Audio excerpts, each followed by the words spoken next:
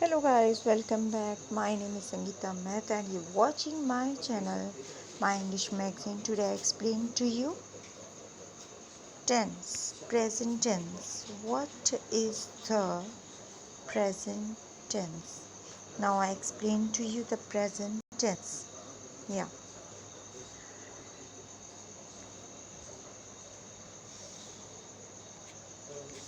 This is a very important tense and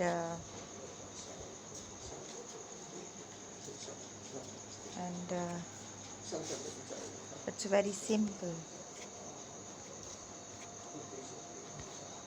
इस tense में क्या होता है, कैसे इसको यूज़ करते हैं, हिंदी में क्या लिखा हुआ है, everything I explain to you.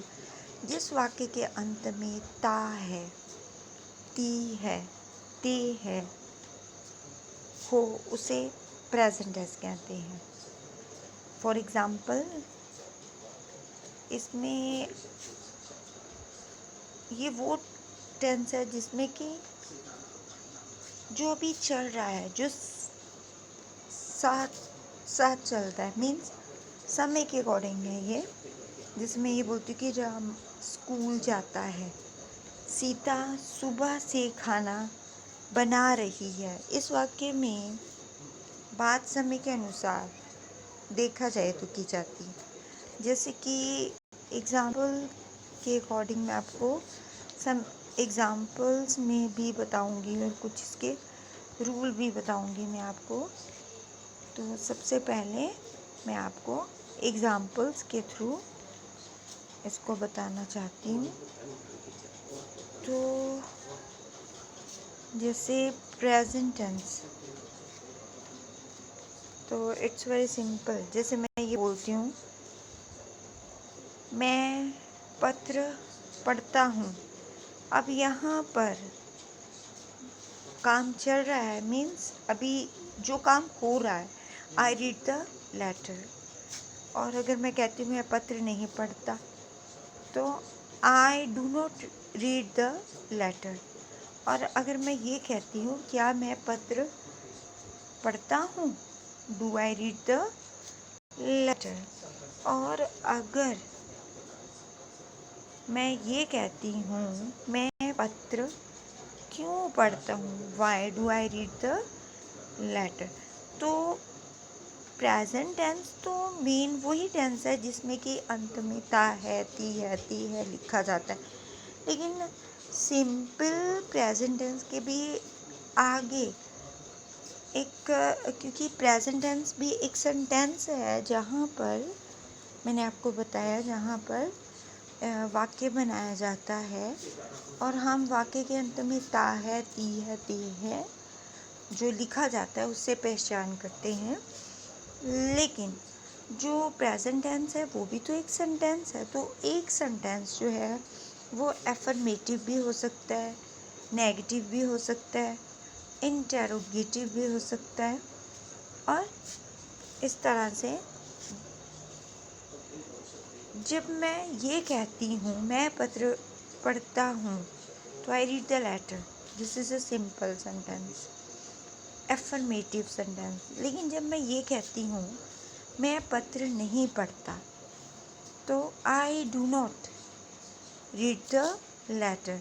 तो डू नॉट लिखा है ना, तो ये नेगेटिव है, नेगेटिव सेंटेंस। बट कौन सा? Negative present indefinite sentence tense इसमें यूज़ हुआ। Do I read the letter, अब ये है इंटेरोगेटिव। क्यों इंटेरोगेटिव सेंटेंस है ये? क्योंकि यहाँ पर क्वेश्चन पुट किया गया। तो इस तरह से मैंने आपको ये बताया। अब मैं आपको कुछ प्रेजेंट टेंस में कुछ बातें बताना चाहती हूँ। जैसे आई ईट द मैंगो, तो यहाँ पर ये जो टेंस है इसको बड़े अच्छे से यूज़ किया गया है सेंटेंस को प्रेजेंट इंडेफिनिट में, प्रेजेंट सिंपल में। आई ईट द मैंगो ये एफर्मेटिव है, मैं आम खाता हूँ। और जब मैं ये कहती हूँ कि मैं आम नहीं खाता, तो ये नेगेटिव हो गया, आई do not eat the mango. और जब मैं ये कहती हूँ क्या मैं आम खाता हूँ? तो do I eat the mango? तो ये क्या बन गया? ये बन गया इंटेरोगेटिव। तो इस तरह से मैंने आपको टेंसेस के बारे में बताया, लेकिन अब एक बार फिर से मैं आपको थोड़ा सा और बताना चाहती हूँ प्रेजेंट इंडेफिनिट के बारे में, कि इस सेंटेंस के अंत में पहचान क्या है हिंदी में इसकी। हिंदी में इस सेंटेंस की, इस टेंस की पहचान ये है कि उस वाक्य के अंत में ता है, ती है और ते है। ये लिखा मैंने, जैसे ये मैं कहती हूँ मैं क्रिकेट खेलता हूँ, तो यहाँ पे ता है, ठीक है, आई प्ले क्रिकेट। और जब मैं ये कहती हूँ मैं क्रिकेट नहीं खेलता, तो I do not play cricket. और जब मैं ये कहती हूँ डू आई प्ले क्रिकेट, तो क्या मैं क्रिकेट खेलता हूँ, तो इंटेरोगेटिव है। तो इस तरह से मैंने आपको पहचान भी बता दी है अब इसकी। अब इसी तरह इसी सेंटेंस को मैं और आगे बढ़ा रही हूँ, और इसमें मैं आपको बताती हूँ कि अगर फर्स्ट पर्सन, सेकंड पर्सन या थर्ड पर्सन सिंगुलर है, तो हम एस और एस का यूज़ करते हैं। इसमें ये बहुत आसान है, with the main verb ending with letter O. Means हम कैसे इसमें एस और एस का यूज़ करेंगे, ये मैंने आपको बड़े अच्छे से एक्सप्लेन किया है। यहाँ पर मैं एग्जाम्पल्स के थ्रू भी आपको बताऊंगी। जैसे राम घूमने नहीं जाता है, अब दिस इज़ द, यहाँ पर ये एक नेगेटिव सेंटेंस है, बट कौन सा है? Present, negative present indefinite. Subject भी है और डज नॉट भी लगा है, या डू नॉट, और वर्ब की फर्स्ट फॉर्म है और ऑब्जेक्ट है। अब जैसे ये एग्जाम्पल बड़े अच्छे से बताया, राम घूमने नहीं जाता है, Ram does not go for a walk. यहाँ पर सब्जेक्ट राम है, थर्ड पर्सन, और वो सिंगुलर है, इसलिए डज नॉट का प्रयोग किया गया है। जब सिंगुलर सब्जेक्ट आपका सिंगुलर है, तब आपने first form of the verb के साथ एस और एस का यूज़ करना है, ठीक, और प्लूरल के साथ नहीं करना। जैसे मैं कहती हूँ मैं नहीं खेलता हूँ, आई डू नॉट प्ले। अब यहाँ पर सब्जेक्ट क्या है? फर्स्ट पर्सन है, आई है, सिंगुलर है, इसलिए यहाँ पर डू नॉट का प्रयोग हुआ। लेकिन यहाँ पर आई, तो आई के साथ तो डू ही लगेगा ना, आई डू नॉट प्ले। अब यहाँ पर समझने वाली बात ये है, ये लोग मेरे साथ नहीं रहते हैं, they people do not live with me. तो subject they people third person plural है, इसलिए डू नॉट का प्रयोग किया गया, ठीक है। अंकल मुझसे नहीं मिलते हैं, अंकल डज नॉट। अब डज नॉट क्यों यूज़ हुआ? Uncle does not meet me, क्योंकि सब्जेक्ट क्या है? सिंगुलर। अंकल क्या है? थर्ड पर्सन है, लेकिन वो सिंगुलर है। अगर सिंगुलर यूज़ हो रहा है, तो हम एस और एस का यूज़ करते हैं, ठीक है। अब मैं आपको और अच्छे से बताती हूँ। जैसे एग्ज़ाम्पल देखो, उसके माता पिता उस पर भरोसा नहीं करते, his parents do not trust him. अब यहाँ पर सब्जेक्ट क्या है? हिज, पेरेंट्स है, थर्ड पर्सन है, लेकिन वो प्लूरल है, तो इसलिए हमने डू नॉट का प्रयोग किया। तो प्लूरल में हम एस और एस का यूज़ नहीं करते। रूल क्या है? इंटेरोगेटिव में तो WH फैमिली आगे लगेगी, means question who, what, when, why, which. तो ये जो वर्ड्स हैं ये इसमें आते हैं इंटरोगेटिव में। यहाँ पर हम डज और डू नॉट का यूज़ कर सकते हैं। डज और डू का सब्जेक्ट, वर्ब और फर्स्ट फॉर्म और ऑब्जेक्ट।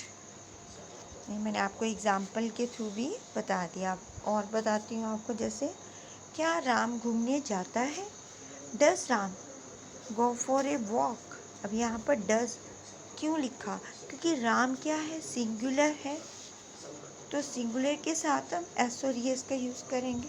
और डू वर्ब है, तो वर्ब के साथ ही एस और एस का यूज़ होगा। क्या मैं स्कूल जाता हूँ? Do I go to school? अब आई के साथ तो नहीं लगेगा ना, एस और एस आई के साथ नहीं लगता। क्या वे स्टेज पर नाचती है? Does she dance on the stage? अब डज क्यों लगा? क्योंकि वह सिंगुलर है, शी सिंगुलर, तो एस और एस का हम यूज़ करेंगे वर्ब के साथ।